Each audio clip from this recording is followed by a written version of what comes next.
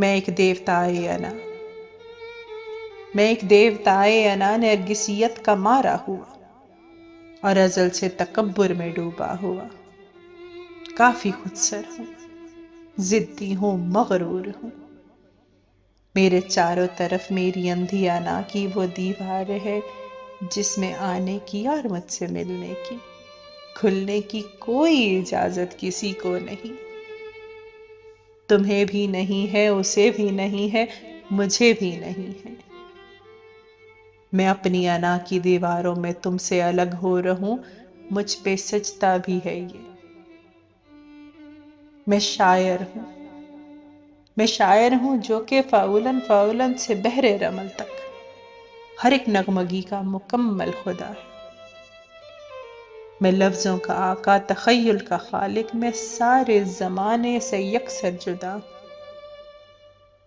مجھے زیب دیتا ہے میں اپنی دیوار میں اس طرح سے مقید رہوں، یوں ہی سید رہوں۔ مجھ پہ سجتا ہے یہ۔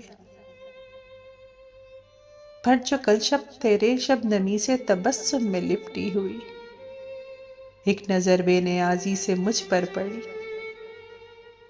تیری پہلی نظر سے میری جانے جا میری دیوار میں ایک گڑھا پڑ گیا۔ اور یہی نہیں مجھ پہ وہی نظر جب دوبارہ دوبارہ دوبارہ پڑی۔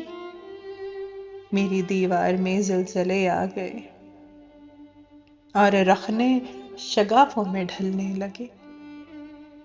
میرے اندر تلا تم وہ آتش فشاں، وہ بگولے، وہ طوفاں، وہ محشر بپا تھا کہ میں وہ کہ جس کے تحمل کی حکمت کی فہم و لطافت کی تمثیل شاید کہیں بھی نہیں تھی۔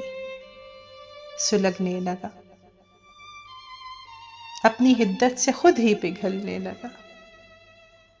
تجھ سے کہنا تھا یہ کہ میری جانے جا ہر ستارے کی اپنی کشش ہوگی، لیکن خلاؤں میں مردہ ستاروں کی قسمت، وہ ہاکنگ کی تھیوری کے کالے گڑھے، وہ کہ جن میں ہے اتنی کشش کے مکاں تو مکاں، وہ زماں کو بھی اپنے لپیٹے میں لے لے۔